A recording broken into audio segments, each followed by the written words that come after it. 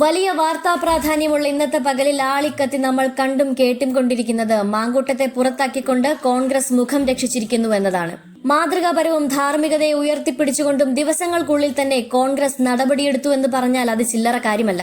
എങ്കിലും മാങ്കൂട്ടത്തിനെതിരെ reporter channel കാട്ടിക്കൂട്ടുന്ന കോലാഹലങ്ങളല്ലാതെ ഒരു return പരാതി പോലും ആരും കൊടുത്തിട്ടില്ല എന്നുള്ളതാണ്. അതുമാത്രവുമല്ല, രാഹുലിനെതിരെ അതിരൂക്ഷ വിമർശനം ഉന്നയിച്ച അവന്തിക എന്ന ട്രാൻസ്ജെൻഡർ നടത്തിയ വിമർശനങ്ങൾക്ക് സ്വന്തം ചാറ്റ് തുറന്നു കാണിച്ചുകൊണ്ട് മാങ്കൂട്ടം കട്ടയ്ക്ക് മറുപടി കൊടുത്തപ്പോൾ ഇതെല്ലാം മാധ്യമങ്ങൾ മാങ്കൂട്ടത്തെ ഉന്നം വെച്ചുകൊണ്ട് നടത്തിയ രാഷ്ട്രീയ നാടകമാണ് എന്ന് രാഷ്ട്രീയ ബോധമുള്ള മലയാളികൾക്ക് ഒറ്റ സെക്കൻഡ് കൊണ്ട് തന്നെ മനസ്സിലാവുകയും ചെയ്തു. ഇവിടെ മാങ്കൂട്ടം വിഷയം മാളിക്കത്തി നിൽക്കുമ്പോൾ ഡൽഹിയിൽ നിന്നും ജനാധിപത്യത്തെ സംരക്ഷിക്കാൻ അഹോരാത്രം പരിശ്രമിക്കുന്ന രാഹുൽ ഗാന്ധി എന്ന പ്രതിപക്ഷ നേതാവിനോടൊപ്പം ഷാഫി ബീഹാറിലേക്ക് പോയതിനെ ഈ പറഞ്ഞ സാംസ്കാരിക മാധ്യമ പ്രവർത്തകർ വളച്ചൊടിച്ച് ഷാഫി ബീഹാറിലേക്ക് മുങ്ങി എന്നാക്കി. അതായത് മാങ്കൂട്ടം വഴി അദ്ദേഹത്തിന്റെ രാഷ്ട്രീയ ഗുരുവിനെ പോലും ഇല്ലാതാക്കാനായിരുന്നു ഇക്കൂട്ടരുടെ ശ്രമമെങ്കിൽ അവിടെ ബീഹാറിൽ നിന്നും വടകരയിൽ കാലുകുത്തിയ ഷാഫി പിണറായി സർക്കാരിലെ മന്ത്രിയെ കുത്തി നിർത്തി കണക്കിന് കൊടുക്കുമായിരുന്നു. ആ ഷാഫിയെ മുന്നിൽ നിർത്തിക്കൊണ്ടാണ് ഇപ്പോൾ കോൺഗ്രസിന്റെ പുറത്താക്കലിലും തന്റെ രാഷ്ട്രീയ വഴി മാങ്കൂട്ടം വെട്ടി നിർത്തുന്നത്. അത്തരത്തിലുള്ള ചില രംഗങ്ങൾ കാണാം.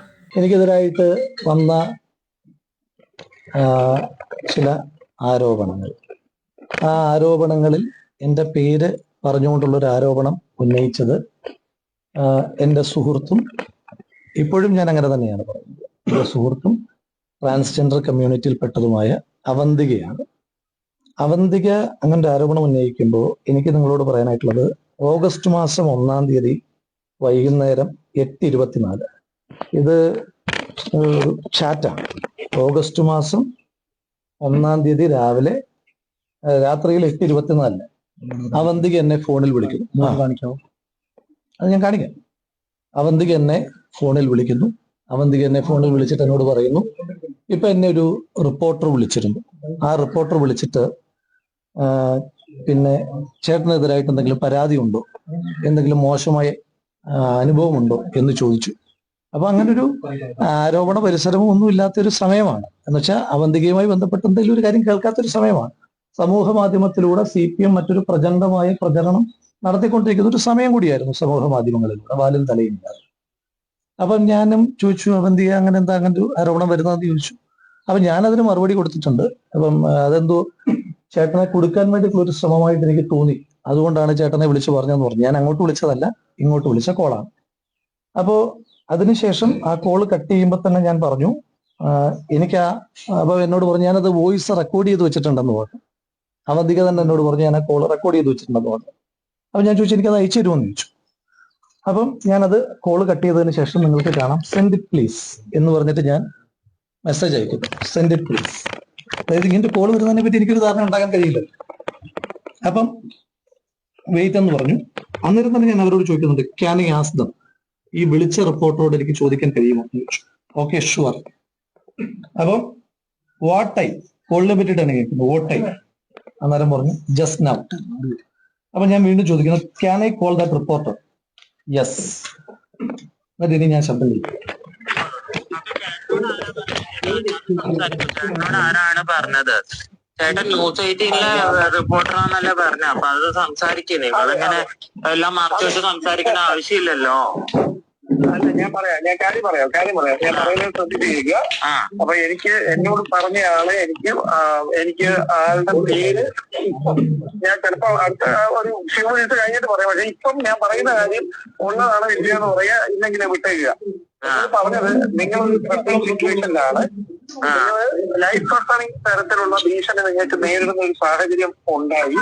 ബിക്കോസ് രാഹുൽ മാങ്കൂട്ടത്തിന്റെ ഭാഗത്ത് നിന്ന് നിങ്ങൾക്ക് വളരെ പ്രയാസകരമായ ഒരു അനുഭവം നേരിട്ടു. പക്ഷെ നിങ്ങൾ അങ്ങനെ ഒരു കാര്യം പുറത്ത് പറയാൻ പേടിയുണ്ട്, നിങ്ങൾ ആരോടും പറയാതിരിക്കുകയാണ്. അതിന്റെ ചാറ്റും മറ്റേ ഫോൺ റെക്കോർഡ്സും എല്ലാ സംഭവം നിങ്ങൾ കഴിക്കാൻ വേണ്ടിയാണ്. പക്ഷെ ലൈഫ് ത്രട്ടൺ സിറ്റുവേഷൻ ആയതുകൊണ്ടാണ് നിങ്ങൾ ഒരു കാര്യം ഇങ്ങനെ മുമ്പോട്ട് പറയാത്തതെന്നാണ് പറയുന്നത്. അപ്പം അതിനിടയിലാണ്, കാരണം എനിക്കിതിനെപ്പറ്റി കൂടുതൽ സീരിയസ്നെസ്സിൽ ഇത് ആരൊക്കെ എവിടെ നിന്നൊക്കെയാണെന്നൊന്നും എനിക്ക് അറിയത്തില്ല. ഇയാളുമായി ബന്ധപ്പെട്ട കഴിഞ്ഞ ദിവസം ഒരു അലിഗേഷൻ ഉണ്ടായി അറിഞ്ഞായിരുന്നോ? ഞാനായിട്ട് ബന്ധപ്പെട്ടോ?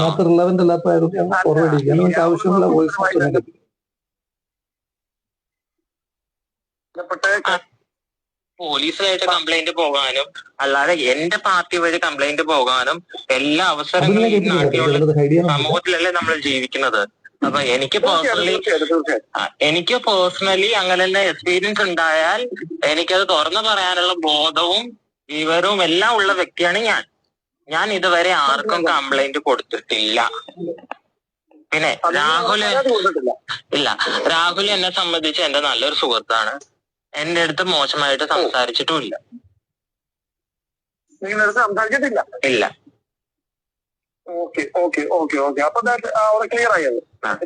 ആരാ ഈ പരാതി പറഞ്ഞതാരാണ്? ഞാനിപ്പോ നിങ്ങൾക്ക് അങ്ങനെ ഇല്ല എന്ന് പറഞ്ഞ സ്ഥിതിക്ക് അല്ലെങ്കിൽ ഇങ്ങനെ എന്നെ പറ്റി ഒരു അപവാദം പറഞ്ഞു നടക്കുമ്പോ അത് ആരാന്ന് അറിയാനുള്ള അവകാശമില്ല ചേട്ടാ. അതുകൊണ്ട് ചോദിച്ചതാണ്. അങ്ങനല്ല, നിങ്ങളെ മോശമായിട്ടൊന്നും അല്ല കേട്ടോ പറഞ്ഞത്. മോശമല്ലെങ്കിൽ കേരളത്തിലൊരു MLA പാലക്കാട് പാലക്കാട് MLA ആണ്. ആ MLA ആയിട്ട് എനിക്ക് ബാഡ് എക്സ്പീരിയൻസ് ഉണ്ടെന്ന് പറഞ്ഞാൽ അതൊരു മോശപ്പെട്ട കാര്യം തന്നെയല്ലേ? ഇല്ലേ? ബാഡ് എക്സ്പീരിയൻസ് ഉണ്ടായെന്നല്ല പറഞ്ഞത്. നിങ്ങൾക്കൊരു വാട്സാപ്പ് ചാറ്റിൽ മിസ്ബിഹേവ് ചെയ്യുന്ന രീതിയിൽ അതന്നെ അതൊരു ബാഡ് എക്സ്പീരിയൻസ് അല്ലേ? മിസ്ബിഹേവ് ചെയ്തു എന്ന് പറയുന്നത് തന്നെ ഒരു ബാഡ് എക്സ്പീരിയൻസ് ആണല്ലോ. അപ്പൊ അത് പറഞ്ഞു നടക്കുന്ന ആരാന്ന് അറിയാനുള്ള അവകാശം എനിക്കും കൂടി ഇല്ലേ? ഞാൻ ആളോടൊന്ന് ചോദിക്കട്ടെ, നിങ്ങളിപ്പോ എങ്ങനെയാണ് പറയുന്നത്? നിങ്ങളുടെ ക്ലാരിഫിക്കേഷൻ എങ്ങനെയാണ്? ഞാൻ എങ്ങനെയാന്ന് പറയേണ്ട ആവശ്യമില്ല. എനിക്ക് എന്തെങ്കിലും മിസ്ബിഹേവ് ഉണ്ടായാലും എനിക്ക് എന്തെങ്കിലും പ്രശ്നം ഉണ്ടായാലും ബന്ധപ്പെട്ട അതോറിറ്റിനെ സമീപിക്കാനുള്ള എല്ലാ ബോധവും അവകാശവും എല്ലാം എനിക്കുള്ളതാണ്.